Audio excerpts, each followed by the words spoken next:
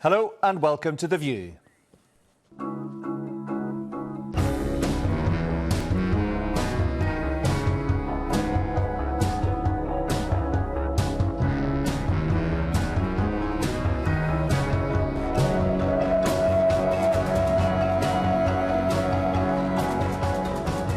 Tonight, reflections of a spin doctor. Allister delivers his verdict on the political journey travelled by Peter Robinson. Somebody like Peter Robinson, who was, you're right, he could be a complete, total pain to us when we were trying to do this stuff in the early days, and now he's there and, you know, contributing hugely to the political life of Northern Ireland alongside Martin Maginniss. It is an extraordinary story. With the UK's future in the EU under increasing scrutiny, are we lagging behind in weighing up the pros and cons of Brexit? Also tonight, the DUP's getting a new leader, but with a coronation expected rather than a competition. Is that a healthy way to run a party?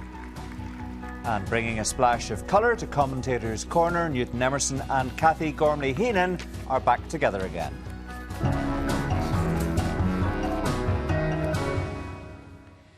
Good evening. Not for the first time, politics here has been dominated by the all-important challenge of doing a deal. And now the pressure is on to cement the latest, potentially fragile agreement. One man who lived through just such a process with the Good Friday Agreement is Labour's former spin doctor Allister Campbell. He's in Belfast tonight on a speaking engagement. And just before we came on air, I asked him, as someone who knows very well just how difficult it is to reach agreement on issues concerning the past here, how regrettable is it that legacy isn't part of the Fresh Start deal? You'll always get, at every stage of the process, that when I was working with Tony Blair, you always had that. Whatever we did, there were always people who would come out immediately in the aftermath and say, this is going to collapse, this doesn't work, this isn't right, this bit's wrong. As you said earlier, this particular deal, where between the two parties and the two governments, and one of those parties is the DUP. The Good Friday Agreement itself, who was the first voice to come out and say, this won't work, this is flawed, this is a disaster, I'm going to fight against it? It was Ian Paisley. So the fact that somebody can say something at one moment in time doesn't mean that, provided those who want to take this forward do keep taking it forward, that they can't make progress. And there have been so many. Yes, it's fair to say that you can go back through the history of the process and say there have been false dawns, but there have been plenty of fresh starts as well. And sometimes Tony Blair has said used to say many times, this process either goes forward or it goes backwards, it never stands still. And I think that we've seen that, and thankfully what happened is that it looked like it was going backwards, and now, albeit slowly, it's moving forwards again. The Tories handled, of course, their negotiations here very differently to the way that Tony Blair did.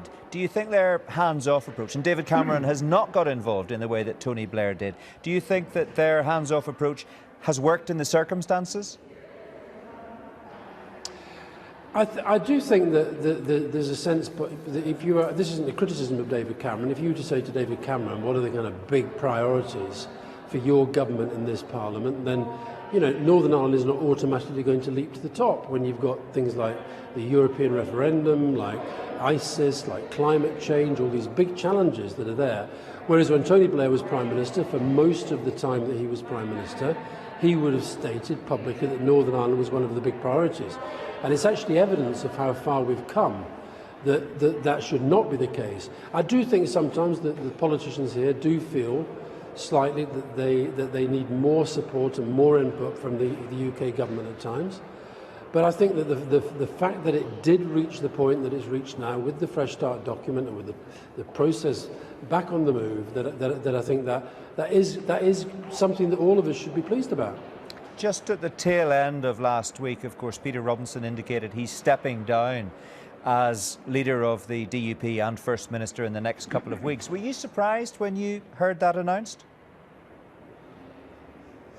I think not really, no, because I think that Peter Robinson is one of the many people who understands that the sort of life he leads at the top of an organisation like that, and having devoted so many years to a political career, I think that there comes a point where, I mean, these are really personal decisions ultimately. They're about people deciding as public servants, but also, legitimately in my view, partly about themselves, whether they feel that it's time to move on. And so no, I was surprised and I didn't know it was coming.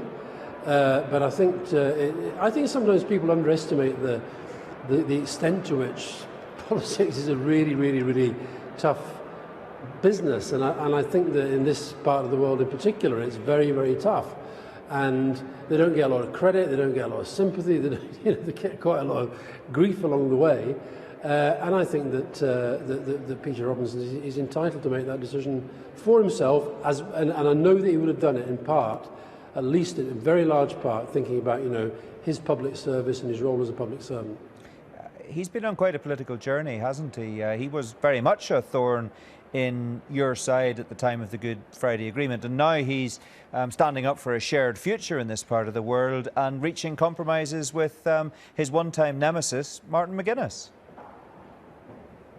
Well, I've said before that one of the most extraordinary moments of my life, after I'd left Downing Street, because I left and Tony was still Prime Minister for a while, and I was going to do an engagement in Dublin, and I landed at the airport and there was a billboard there, and it was the first time I saw the headline, The Chuckle Brothers, when Martin Maginniss and Ian Paisley were together and laughing and working together and I just thought, my God, if we'd have said at the start of the peace process, one day Ian Paisley and Martin Maginniss will be called the Chuckle Brothers, people would have taken you away and locked you up. The reality is that I think one of the reasons why this process has worked to the extent that it has is because there's been an extraordinary collection of people, really quite remarkable people in all of the different parts of it, who somehow they've all been around at the same time and they've all managed to make the changes that they've made. And I think sometimes if you're living in something, if you're right at the centre of your own bubble, and you can have all these questions about, well, what about this and what about that? But actually, when you just stand back from it a little bit and you think about how far people have come, and as you say, somebody like Peter Robinson, who was, you're right, he could be a complete, total pain to us when we were trying to do the stuff in the early days, and now he's there and, contributing hugely to the political life of Northern Ireland alongside Martin Maginniss. It is an extraordinary story. Can I just move you on, Allister, to the international issue of the moment? You played, of course, your part in the UK's involvement in Afghanistan and Iraq. Do you have confidence at the moment, personally, in David Cameron's handling of the current crisis in Syria? Well, because I was on the way over here, I didn't see his David Cameron statement, but I certainly do have a complete appreciation of how difficult these situations are and how difficult the decisions are as well. And I do think it was, I was on record at the time, months back, when Ed Miliband was leader of the Labour Party and David Cameron was trying to win parliamentary support for military action in Syria as part of, not as I've never thought it as the solution, as it were, but it might be part of it. And therefore, I think it's important that he does get the support and the authority that he's looking for. What do you make of the argument that the risk posed to UK citizens by IS jihadists on these shores is in fact increased if UK airstrikes take place in Syria? Well, I understand why people say that, but I think that this is why I say that I have a complete appreciation of how difficult these decisions are for Prime Ministers and for Ministers and for MPs who are making up their minds on this. But I just think that we've got to break this narrative that says that somehow this is something that we've brought on ourselves. Because yes, you can go out, you could find and I could find people who are going to say that they were radicalised because of what Tony Blair and George Bush did in relation to Iraq. You can find those people. But the jihadi cause, if you like, that we're talking about and that leaders around the world are having to try to face up to, it predated all that, and it is an ideology. And that is why it is so difficult. That's why it's not just about military action. That's why it's not just about the use of soft power, so-called, and it's not just about trying to integrate people into our communities. I do think that this is one of the most difficult challenges that any leaders have faced. And that's why I am broadly sympathetic to a government that is trying at least to give itself the different options that it thinks it might need, working in collaboration with others who are facing exactly the same challenge. I know you've been travelling over the past 24 hours, Allister, but did you see the Shadow Chancellor, John McDonnell, producing his copy of Chairman Mao's little red book at the dispatch box yesterday for the Chancellor? Well, it was impossible to miss it if you spent any time trawling through Twitter yesterday, as I did. So, yes, statement of fact, I did not miss that. And again, I have to ask you, if you were advising John McDonnell, was that a stroke of genius, or was that possibly the biggest mistake he's ever made in his political career? I suspect he may have made bigger, I don't know, but I think that, you see, one of the things that I think that, excuse me, that I think that for all the kind of abuse and vitriol that gets thrown Tony Blair's way these days, I think one of the important lessons that everybody in politics should learn from him is that you must never ever lose sight of the fact that politics is not a bubble. You're not inside a bubble. It's not about in-jokes, it's about the people. And if you don't win power, if you don't win general elections, then you don't get that power and you can't make the sort of changes that we made when we were in government. And so that all the things that John McDonnell and Jeremy Corbyn were complaining about that were happening in the spending review yesterday, they're happening because we lost an election. And I've got into this thing now of asking people not how they would vote, not whether they will vote, not whether they're Labour, Tory, Lib Dem, Green, whatever it might be, but just asking them if they think that Jeremy Corbyn can win the next general election. And that is a question which a lot of people seem to be having trouble with. So the answer you get back mostly is no. Is that what you're saying? Correct. Correct. So Labour... That's the problem. OK, so are you saying effectively you don't think Labour can win an election with Jeremy Corbyn at the helm? Is that it in a nutshell? I'm not saying that. I am saying that that is what the British public seem to be saying.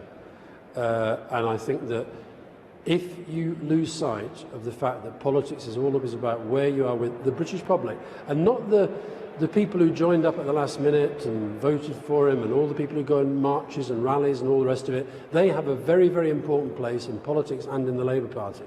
But I'm talking about people who don't do that, who actually don't think about politics that often.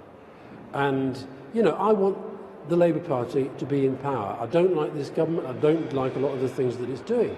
But in part, we have to face up to the fact that for all sorts of reasons, and, you know, we have to accept as well that some of the things that the Labour government did under Tony Blair that were difficult and hugely unpopular. I'm not just thinking about Iraq, but things like tuition fees, but we had to make the case for those things. But I think at the last election in particular, we made certain strategic errors, not least on the economy, and I think we lost the election. And I really, really don't want to see us lose another one that could be won. Alistair Campbell not pulling any punches on the leadership of Jeremy Corbyn. Now, amid the tragedies of the migrant crisis and the aftermath of the attacks on Paris and Europe's response, the day is drawing closer when the UK will decide on its future in the European Union. We don't know yet the date of the referendum, but the debate has got underway on the possible consequences that withdrawal would have for Northern Ireland. Today, Queen's University hosted a discussion featuring the Irish Minister for Foreign Affairs, Charlie Flanagan, and the Finance Minister, Arlene Foster. This is not just about the relationships on our islands or the British-Irish relationship, as important as both of these concerns continue to be. But it's also about livelihoods, it's about living standards, it's about jobs that, to my mind, are firmly on the line. I know that the risks to our economy are matched by other risks for Northern Ireland. It's been forecast, for example, that GDP could decline by up to 3%, that €1 billion would be taken out of the economy here, which would be an extremely heavy price for the people of Northern Ireland to pay. As I've already stated, we're not in the euro, we're not part of the Europe's Schengen area. So I sometimes question some of the more exaggerated Europhile scare stories about the consequences of Britain leaving the European Union. Many being advanced, I have to say, by the same people and the same institutions who told us that if we didn't join the euro, it would be a disaster for the United Kingdom.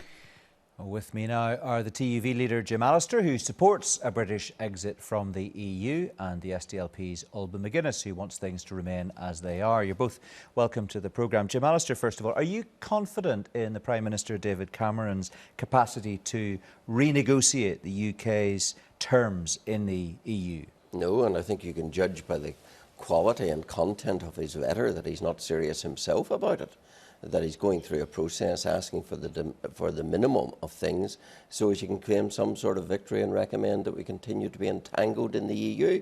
Whereas, for the future of this nation, we need the liberation that would come from loosening the shackles and escaping from the EU, because the EU is yesterday's failed vision.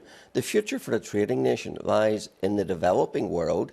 The EU GDP share of world trade is vastly diminishing. We now trade more outside the EU than within, yet we can't make a trade deal with anyone. Only Europe can do that for us. So it would be liberating to escape as a trading nation and to build our links with the rest of the world and to flourish, as well as regaining control of our own destiny and our own borders. Something very important in light of recent events. Well, it's interesting that you should say that, because that doesn't really chime with what the business community in Northern Ireland seems to think. David Dobbin, who's the Group Chief Executive of Dale Farm and Chair of Intertrade Ireland, spoke on a BBC Radio Ulster business programme recently, and he said, while the EU is far from perfect, I can't see any upside in withdrawal. The thought that we'd leave the biggest free trade zone in the world as a region that's heavily dependent on agriculture and manufacturing and regional European aid, it'd be catastrophic for our local economy for us to even think of leaving. Well, I think we have to take the health warning that the CBI, for example, who are cheerleaders for Europe, are heavily funded from Brussels. So they're doing their master's bidding. But let's be very clear. The United Kingdom as a nation pours £20 billion a year into Brussels. With the rebate and EU grants, we get back half of that. So every year it's costing us £10 billion. That's Northern Ireland is a net recipient. No, Northern Ireland is not a net recipient. Our approximate share of the £20 billion contribution is in the order of 500 million. Right. We get back 300,000 in agriculture, we get back 100,000 in structural funds. So even we, who benefit more than most, are a net contributor. But this isn't a parochial issue. This is a national decision to be taken by the United Kingdom as a whole, and we will play our part in that. And it would be wholly liberating, as I say, for the United Kingdom to recapture control of itself and its borders, and to open up the world expanse that lies out there for our trade. Alban Maginniss, has Jim Allister got his figures right? I don't think he has. I think that we are a net beneficiary. But leave that aside. The European Union, 500 million people, that's a huge market. Our people, our business people, and indeed our farmers, indeed I think Jim should go and talk to farmers in North Antrim and ask them what their view would be in leaving the European Union, because our farmers get £400 million. 300. 400 in 2014 in farm grants. Of our own money? Our own money coming back to us. The fact is the money comes to the farmers from Europe. Which we paid in. The people that farm the land need that money to sustain themselves. And the people on the farms in our country recognise the fact that there is a benefit, as indeed do the business people, because they know that that market is so big and so important. You would not be able to attract people in terms of inward investment here if Northern Ireland leaves the European Union. Well, why do you think so many people in Northern Ireland appear, anecdotally, because we can't be sure at this stage, but why do you think so many people here appear to be unconvinced about the merits of remaining within an unfettered European Union? Well, I'm not certain that that is true. And I think that a series of opinion polls will in fact determine that. Well, look at the European election last May 2014. Yes. The TUV and the UKIP candidate combined got 100,000 votes. Yes, and the DUP were elected and Sinn Féin were elected. Both of them would be Eurosceptic. In fact, the DUP is ostensibly anti-European. You're making my point for me. No, I'm not making the point, because people are voting for parties not on the basis of Europe, but on the basis of narrow political sectarian interests here within Northern Ireland itself. And that is a problem for us in terms of our politics. We have to develop a bigger vision in relation to Europe. We can't be insular. Northern Ireland is a small part of the UK. It is also a region within Ireland. And it is therefore interdependent on both the Republic and the UK. In order to get the maximum benefits, it requires to be in the European Union. It's nothing at all about being insular. My vision is to open our eyes to the rest of the world. You know, the growth markets. But by closing your eyes to the European Union. Yes, well, the European Union is moribund. It's in decline. It is said in 10 years' time, its share of the world GDP will be down to 22%. It is yesterday's story as far as world trade and growth is concerned. Look at the Eurozone and the catastrophe it has been in recent times, and yet people want to tie us ever closer to that, when out there is a trading world where we as a trading nation can flourish. Why would we chain ourselves to something that is failing and declining? But I mean, you know, you point out the difficulties that exist in terms of red tape in trading within the European Union. You scrap that and you try to set up, however complicated that would be, I'm not sure, new trade deals with other trading blocs elsewhere in the world. You'd be tied up with exactly the same kind of red tape. You couldn't guarantee that wouldn't be the case. So you'd be swapping one kind of red tape for another. Because we would then, for the first time since we entered Europe, have the right to conclude our own trade deals. At the moment, no member state can conclude a trade deal with anyone. We would be back master of our own destiny, and the rest of Europe would still be trading with us, because we are running a £30 million a day but the experts don't agree that it would be that straightforward. Well, sorry, I mean, you don't just wave your magic wand. No. Well, let's consider Article 50 of the Lisbon Treaty imposes an obligation on the EU in respect of any exiting country that they shall conclude a trade deal with them.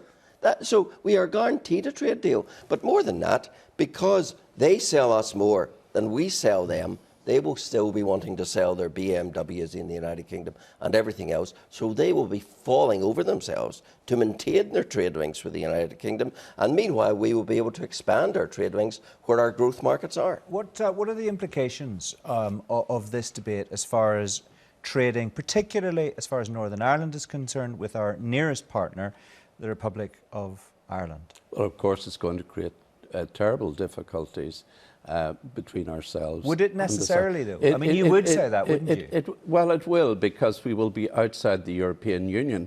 And, of course, being inside the European Union means that there's freedom of labour and capital between north and south in this island over the past 40 years, and that is an important achievement. It means that we can work together in terms of trade and commerce and industry, and economically, that's of benefit to both parts of Ireland. Do you want to see a new network, Jim Allister, of customs posts across the border? Is that what we're looking at under your scenario? I believe there's every prospect that if the United Kingdom leaves the EU, that the Republic of Ireland may well see the wisdom of doing that as well. But let's consider our trade. Let's consider our trade. I mean, that's absolutely you complain about the Republic of Ireland sticking its nose in our business. With respect, you're coming perilously close to sticking your nose in the Republic of Ireland's business in that. I'm suggesting they might discover their economic interests lie other than within the moribund EU.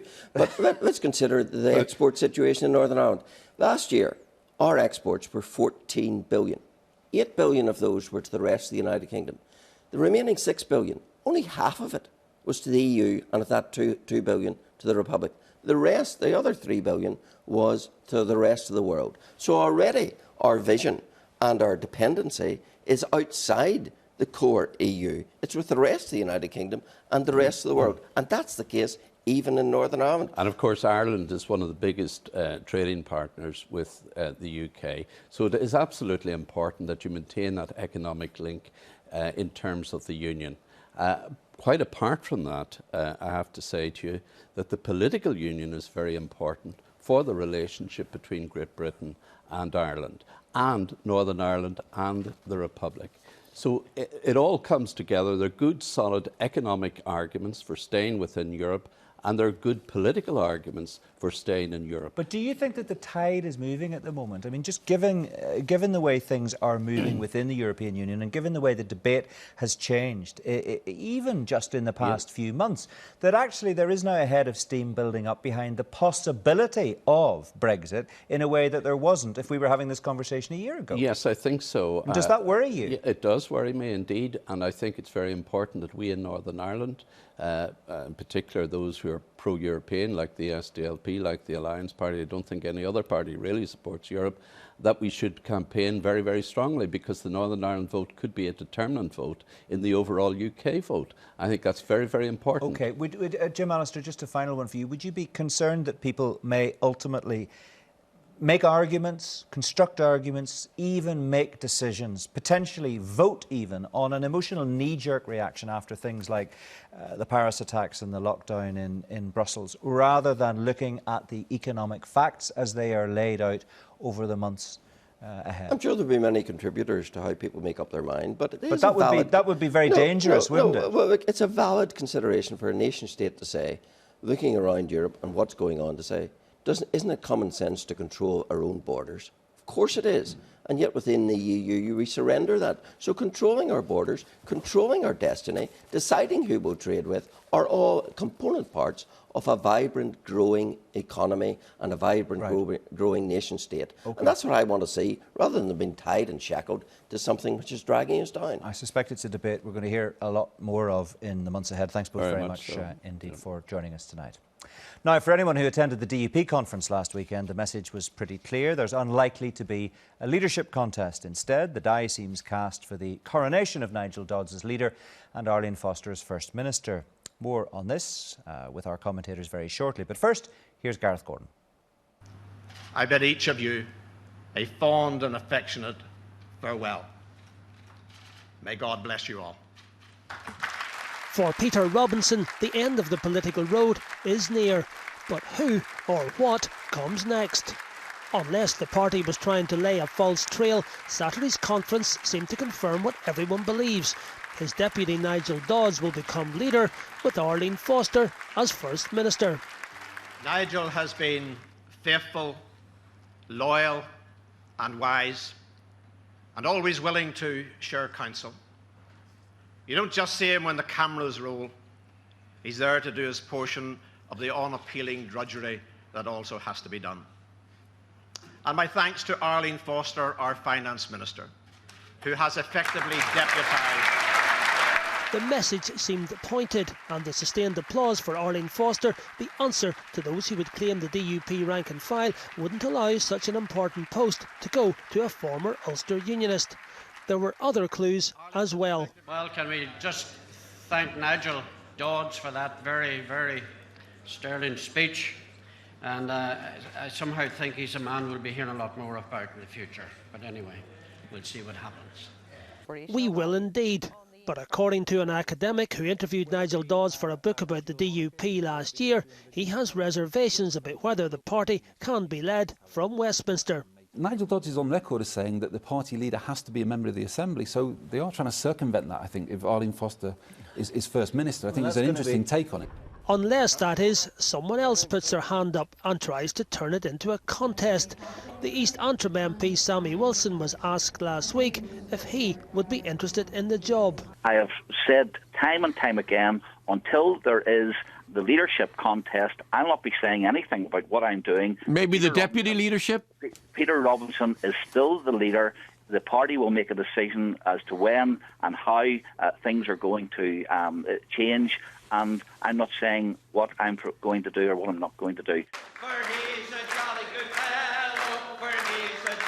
But public division is not the DUP's way of doing things, and unless they're about to start, the way ahead seems clear. So, is it a shoe-in for Nigel and Arlene? Let's put that question to Newton Emerson and Cathy Gormley-Heenan. Happily back together again in Commentators' Corner. Good to see you both. So, Newton, should we be getting our glad rags ready for a coronation? I think so. The Belfast Telegraph did a survey at the conference. They asked 50 of the roughly 600 delegates there, and 98% said that Arlene Foster was their favourite to be First Minister. Now, I don't think those North Korean levels of unanimity are going to survive the contest, but Nigel Dodds and Arlene Foster really are a dream ticket for the DUP. Well, that's if there is a contest. I mean, do you think there even will be a contest? Will other people throw their hats in the ring? Well, I think the remarks from Sammy Wilson were quite interesting there. I mean, in the 40 years of the DUP's existence, there has never been a contest for the leadership. Someone has always been appointed to the post, but that's not to say that that can't change. The Ulster Unionist Party changed over the years in terms of how they elected their party leader. So they moved from the selectorate being the Ulster Unionist Council to a sort of broader membership. And as it stands at the minute, Peter Robinson was elected with votes from the Assembly members. And we don't know, and Sammy Wilson kind of alluded to that, whether or not the selectorate of the party leadership will broaden out beyond that. Does it matter that John Tong said on this programme last week, and you were sitting around the table as well, that Nigel Dodds had said 2 years previously that the leader would have to be an Assembly member? Is that relevant actually at this stage? Well, I mean, it's like politicians always say, they never want to be leader when asked. And I think in this particular case, you've got to consider that he was talking about the party being led by one person. That's part of the reason why this diarchy is being proposed, with the leader at Westminster and a First Minister, a separate First Minister at Stormont. I think that also these two figures cover all the political bases in the party. They are both personally quite popular across the party, and that helps patch up any differences that there might be within the DUP. But the question is, could they work together? And you could then, of course, you could have a three-headed monster, because you could also have a separate deputy leader, which is another possibility, well, maybe to satisfy another wing in the party. That's the unknown. I mean, the relationship that these two will have together, working relationship, not because there's any personal problem there, but because they never have worked together before. I mean, this plan, this diarchy plan, people think it's Robinson's succession plan, but in fact it's much bigger than that. It's sort of come organically out of the party once it realised that Robinson was on the way out. So it's more something that has been forced upon these two by the rest of the party. This is an important point, though, because the way in which a party selects its leader is indicative of, it's almost like a litmus test for the democratic nature of the party in terms of its internal structures. And if it is, as Newton says, that this has been agreed as part of the succession planning, it says a lot in terms of that acid test for the democratic nature of the internal workings of the party. And here, just one quick final one. How big a challenge might it be for the two of them to work with Sinn Féin when both of them personally, in the past, during the Troubles, were targeted by Republicans? Well, I think that many people in the Assembly and in the Executive have lived with those kind of experiences and managed to work together. It's not a case of their experiences, but more their temperament, and I think that that might be something to watch.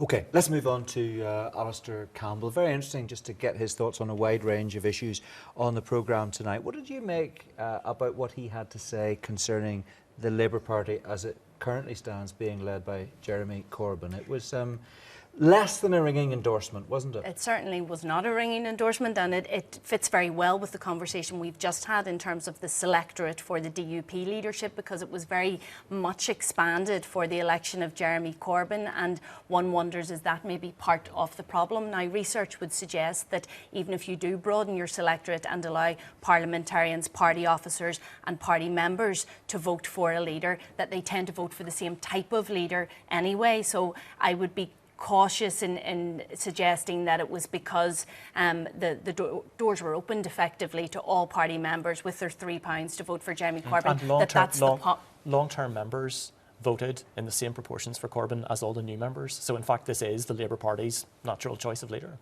Is it wrong to imagine the Malcolm Tucker-like conversations that might take place if Allister Campbell was in the role now that he was in all those years ago with the Blair government? Well, I think that, of course, Seamus Milne, who is his replacement under Corbyn, is an even more incredible character in many ways. The conversations... Yeah, but he's a Corbynista. Well, it's certainly possible to imagine him being involved in the conversation that produced the little red book at the dispatch box this week. I think you could see that he might have thought that was a good idea. Yes, he might have thought it was a good idea, but it was pretty obvious that Allister Campbell did not think it was a good idea. No, and I mean, a more seasoned but political participant during question time would have known that a little snippet like that could be taken out of context. And actually, if you look at the full recording, it doesn't do justice in quite the same way that snippet did. No, I think worse. I mean, the optics of it are very different from the content of what he was actually saying. Absolutely. But unfortunately, in he this wasn't visual seasoned world, enough to realise that. He didn't seem to realise that. Well, it's fascinating. Let's talk about the Brexit debate that we've just had. What struck you in that clash between the two barristers? Well, what struck me is that they're not considering the constitutional implications inside the UK. You know, the economic implications of leaving the EU are probably quite trivial for this country. This is Western Europe. We're not going to go hungry. But if the UK votes to leave the EU, then there's a real possibility that Scotland will vote again, and this time to leave the UK. To leave the UK, to stay in the EU. And to stay in the EU. And then we've just had Jim Allister raise the possibility of the Republic of Ireland maybe having to think about also leaving the EU. I mean, we often argue in Northern Ireland that people are boiling everything down to unionist and nationalist style arguments, but this seems to be a case where unionists aren't thinking enough in those terms. They could break up the UK by following this sort of instinctive anti-EU line. Yeah, and actually most of the debate tonight was around economic issues and not around the political issues, and I wonder how much Cameron will take the views of the four constituent parts of the UK if the result of that is different from how England actually votes. Yes, do you think if he the will? English... I think the circumstances for Northern Ireland are so very different from elsewhere in the UK that he would have to take that seriously. The entire Good Friday Agreement was based on the premise of both the UK and Ireland being in the EU. So there are issues there for even the North-South arrangements. Just very quickly, Neil. Yeah, well, I mean, if the English vote to leave, they will not allow any other constituent part to stop them. That would break up the UK as well. Yeah, well, it's a fascinating situation. I suspect it's going to be a very lively debate on that subject in the months ahead. Thanks both very much indeed. That's it from The View for this week. Join me for Sunday Politics as ever at 11:35 here on BBC One. But we leave you tonight with a look back at the colourful and at times highly controversial career of Alderman Ruth Patterson, who was expelled from the DUP last week. From everyone in the team, thanks for watching. Bye-bye. May God forgive them for what they've just done to Ulster.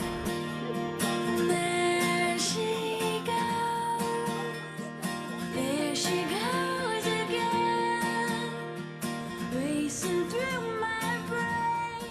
I'm also a very kind, loyal Ulster Protestant. This feeling remains In my Linfield scarf. I'm just wondering, is it appropriate for a member to be wearing a football scarf in the South? I love my political party. Party officers unanimously decided to expel her. It would be heart-wrenching for me to leave.